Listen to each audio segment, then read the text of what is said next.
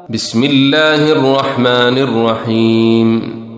يا أيها المزمل قم الليل إلا قليلا نصفه أو انقص منه قليلا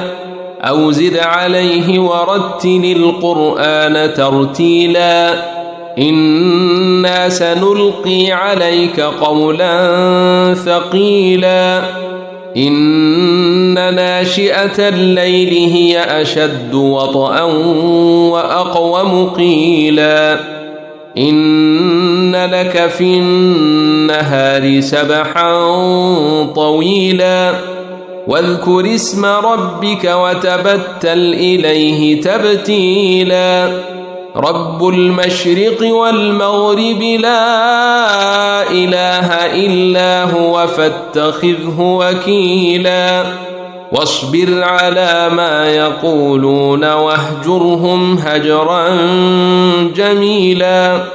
وذرني والمكذبين أولي النعمة ومهلهم قليلا إن لدينا أنكالا وجحيما وطعاما ذا غصة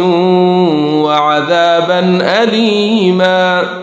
يوم ترجف الأرض والجبال وكانت الجبال كثيبا مهيلا إنا أرسلنا إليكم رسولا شاهدا عليكم كما أرسلنا إلى فرعون رسولا فعصى فرعون الرسول فأخذناه أخذا وبيلا فكيف تتقون إن كفرتم يوما يجعل الولدان شيبا السماء منفطر به كان وعده مفعولا إن هذه تذكرة فمن شاء اتخذ إلى ربه سبيلا إن ربك يعلم أنك تقوم أدنى من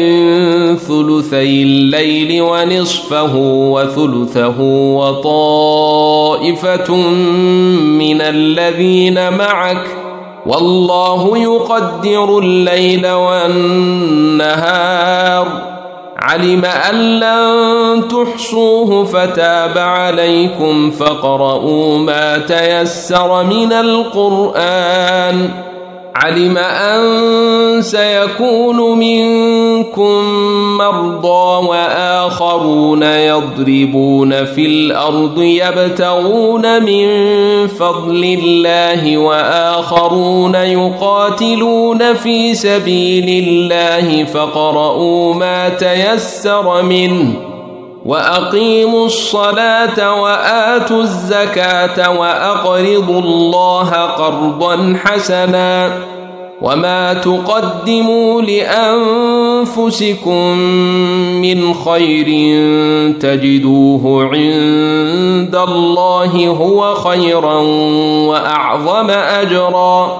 واستغفروا الله إن الله غفور رحيم. بسم الله الرحمن الرحيم. يا أيها المزمل قم الليل إلا قليلا نصفه أو انقص منه قليلا أو زد عليه ورتل القرآن ترتيلا إنا سنلقي عليك قولا ثقيلا إن ناشئة الليل هي أشد وطئا وأقوم قيلا إن لك في النهار سبحا طويلا واذكر اسم ربك وتبتل إليه تبتيلا رب المشرق والمغرب لا إله إلا هو فاتخذه وكيلا